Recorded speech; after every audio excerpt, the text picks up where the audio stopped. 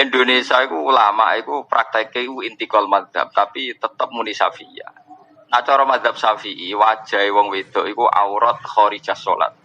Jadi wong wedok nak salat iku wajahe gak aurat, tapi di luar salat aurat. Sehingga seharusnya semua kiai Indonesia ya cadaran mergo madzhab napa? Syafi'i. Tapi prakteknya semua ulama Indonesia itu madzhabnya Hanafi. Jadi bojone, putri-putrine, santrine udah biasa jilbaban biasa wajahnya ketok. Dan itu nganggo madzhab Hanafi yang diikuti oleh ahwalnya ulama seluruh dunia termasuk Imam Suyuti nafsiri ilama dhuhara minha wa huwa al-wajhu wal kafan apa wa huwa al-wajhu wal kafan fayajuzu nadharuhu li ajnabiyyin illam yakhaf fitnatan fi ahadi wajhin. Sehingga untuk wajah dan kafain ini siapapun boleh melihat asal tidak takut nopo fitnah. Perempuan itu dari ujung rambut sampai ke ujung kakinya aurat. Innal mar'ata sesungguhnya perempuan idza balagatil mahid kalau sudah sampai usia haid menstruasi mohon maaf la yasluh laha an yura minha tidak boleh nampak illa hadza wa hadza telapak tangan. Dalam mazhab Syafi'i yang dimaksud telapak tangan zahiruha wa batinuha. Ini boleh, ini boleh, ini boleh. 1, 2, 3. Yang lain tutup. Suaranya bagaimana? La takhda'na bil qaul. Jangan bersuara mendesak-desak, lemah gemulai. Yatma'alladzi fi qalbihi marad. Ada laki-laki yang kalau dia mendengar suara itu dia langsung error. Pendapat mazhab Syafi'i, setiap perempuan yang hadir di depan ajnabi yang bukan mahramnya, orang-orang asing yang tidak terkelindan dengan hubungan kekerabatan yang mahram dengannya, maka hukumnya wajib menutup seluruh tubuhnya, termasuk mengenakan cadar. Di cadar dalam mazhab Syafi'i, pendapat yang paling utama. Kalau utama itu berarti ada pendapat pilihan. Karena nanti ada pilihan-pilihan. Pilihannya ke bawah sunnah minimal. Sunnah minimal. Tapi pendapat yang paling mukhtar, yang paling dipilih dalam mazhab Syafi'i itu wajib perempuan bercadar. Ini harus disampaikan. Ya, sekalipun saya di Indonesia ada kebanyakan Syafi'i, harus disampaikan. Pendapat yang terpilih dari kalangan mazhab Syafi'i itu wajib perempuan bercadar. Kalaupun ingin mengambil yang paling ringan, ambil hukum sunnahnya. Jelas ya sampai sini? Jadi kalaupun misalnya Syafi'iyah ada yang tidak bercadar, berarti dia mengambil hukum yang ringannya, yaitu hukum sunnahnya. Jelas sampai sini? Dan tidak ada satupun pendapat kalangan Syafi'iyah mengatakan misalnya, mohon maaf, itu misalnya tidak ada. Itu hanya budaya saja. Itu hanya begini saja. Tanya langsung, ini ada pertanyaan tertulis. Yang tertulis ada pertanyaan. Adakah aurat wanita yang telah berusia sama dengan wanita muda? Jumhur ulama mengatakan sama semua. Wanita tua dengan muda. Aurat adalah sama bagi wanita. Jadi aurat ada 3. Ringkasnya. Ada aurat di dalam sholat. Aurat di dalam sholat bagi wanita di dalam sholat auratnya adalah sekujur tubuhnya kecuali telapak tangan. Dhahran wa batnan. Jadi supaya tidak salah paham, jadi yang terlihat di dalam sholat, yang boleh kebuka di dalam sholat adalah apa? Wajah. Yang kebuka dalam wajah dan telapak tangan. Ini juga boleh kebuka. Dhahran wa batnan, luar dalam. Ada sebagian salah paham ini harus ditutup, repot ini tutup. Ini boleh kebuka dalam sholat. Ini bicara dalam sholat. Di luar sholat bagi seorang wanita lagi juga ada nanti. Ada aurat namanya aurat sitir. Apa yang wajib ditutup oleh seorang wanita di hadapan laki-laki yang bukan mahramnya dan bukan suaminya? Yang wajib ditutup bagi wanita adalah menurut jumhur ulama mazhab Imam Syafi'i rahimahullah taala, jumhur ulama adalah sekujur tubuhnya tanpa terkecuali. Ini adalah menurut pendapat yang dikukuhkan dan harus. Tapi pendapat yang kedua adalah termasuk cadar ini adalah menurut mazhab Imam Syafi'i yang dikukuh. Bahkan jumhur ulama yang dikukuhkan. Pendapat yang kedua dalam mazhab Imam Syafi'i adalah sekujur tubuhnya kecuali telapak tangan dan wajah. Sudahlah, ikut pendapat yang kedua sudah alhamdulillah. Kalau ikut yang pertama lebih syukur alhamdulillah. Jadi kalau ada orang menutup cadar itu adalah mengambil kemuliaan tingkat tinggi. Tapi kalau ada orang membuka mukanya ikut pendapat ulama juga. Tanpa harus kita rendahkan karena itu. Khususnya kayak masyarakat kita Melayu, Indonesia juga rata-rata buka mukanya. Cuma harus ketahui leher adalah aurat, betis adalah aurat. Nah ini. Jadi aurat itu.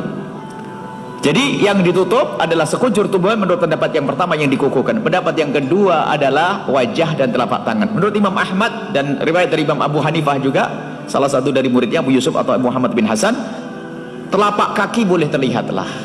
Ini adalah kemudahan juga. Tapi sebaiknya ditutup kalau bisa pakai kaos kaki. Kalau tidak, telapak kaki boleh kelihatan. Telapak kaki, qadam. Jadi paling tidak gampangnya begini saja. Ringan deh, wajah boleh kelihatan, telapak tangan boleh kelihatan, telapak kaki boleh kelihatan. Ini adalah sudahlah lumayan lah di negeri kita.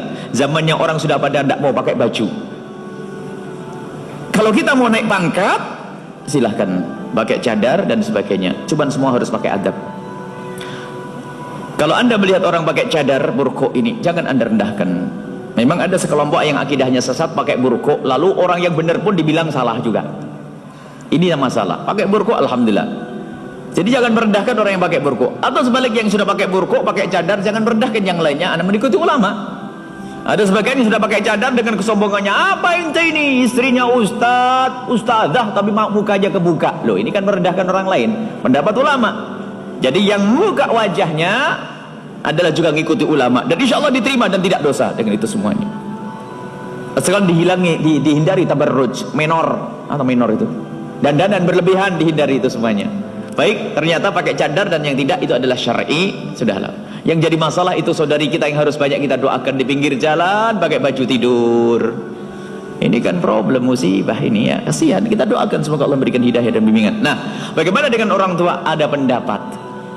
Barangkali kemudian orang tua yang susah di dalam menjaga auratnya.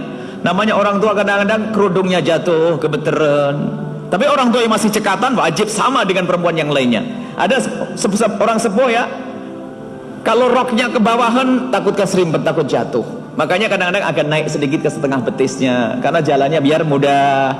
Kalau sepuh semacam itu, ibu kalau anda sepuh berarti itu ada maaf, termasuk kelihatan lengannya.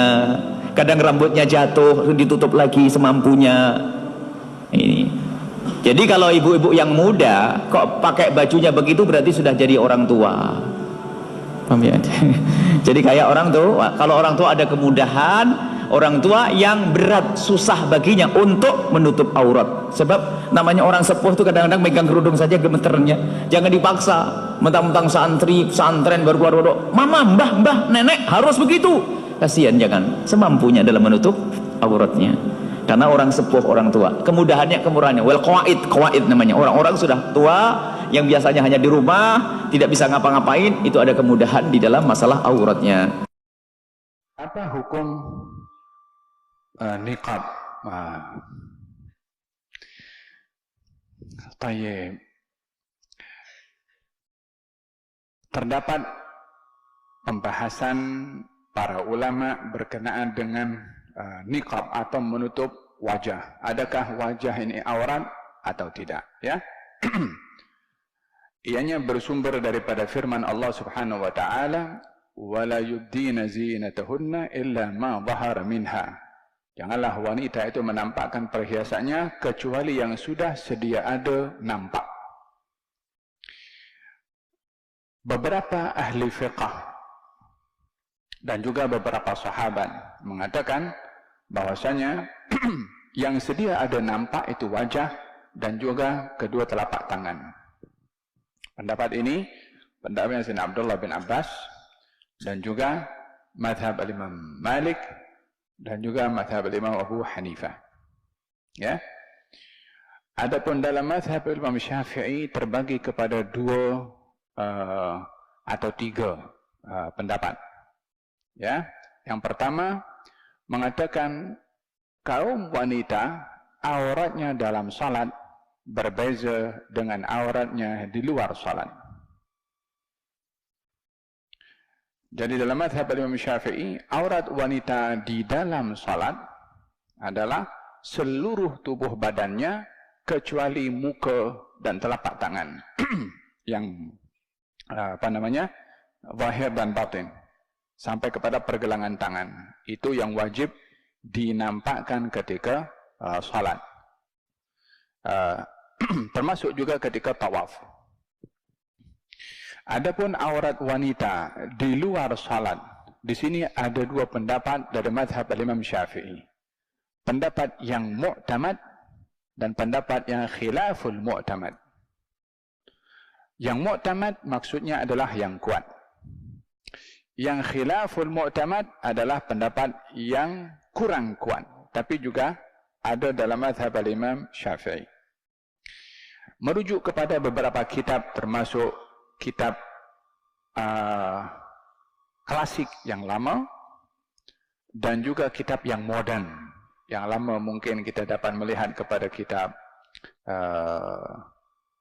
Syarah Abi Syuja' di Al-Baijuri, atau yang moden adalah Al-Fiqhul Manhaji. Menyatakan di situ aurat perempuan di dalam salat adalah seluruh badannya kecuali muka dan telapak tangan. Di luar salat adalah seluruh tubuh badannya. Di luar salat seluruh tubuh badannya, termasuk muka. Ini pendapat yang pertama yang mu'tamad dalam mazhab Imam Syafi'i. Pendapat khilaful mu'tamad yang dalam Syafi'i tapi yang tidak kuat, tapi dipakai juga. Ini juga diberikan komentar oleh Imam Al-Baijuri juga. Katanya di zaman yang sekarang, merujuk kepada zaman Al-Baijuri, manusia atau kaum wanita yang mungkin banyak bergerak di luar, maka diperbolehkan untuk menampakkan muka dan juga telapak tangan dengan catatan selamat daripada fitnah. Karena muka ini juga bahagian daripada fitnah yang menjadi seseorang terkadang tergelincir. Ini dalam mazhab Al-Imam Syafi'i. Ada dua ya. Jadi supaya tidak keliru. Adapun dalam mazhab yang lain memang memang wajah dan juga telapak tangan tidak termasuk daripada aurat. Masing-masing ada dalilnya. Al-Imam Syafi'i menggunakan dalil Siti Aisyah. Madhab yang lain berdalilkan juga dengan dalil Siti Asma. Ketika memakai pakaian agak transparan, kata baginda Rasulullah, Asma, perempuan ini kalau sudah baligh tak boleh nampak pada badannya kecuali ini dan ini, yakni muka dan telapak tangan. Faham dong? Jadi ini penjelasan imam yang 4 di dalam masalah aurat perempuan dan perinciannya dalam mazhab Imam Syafi'i.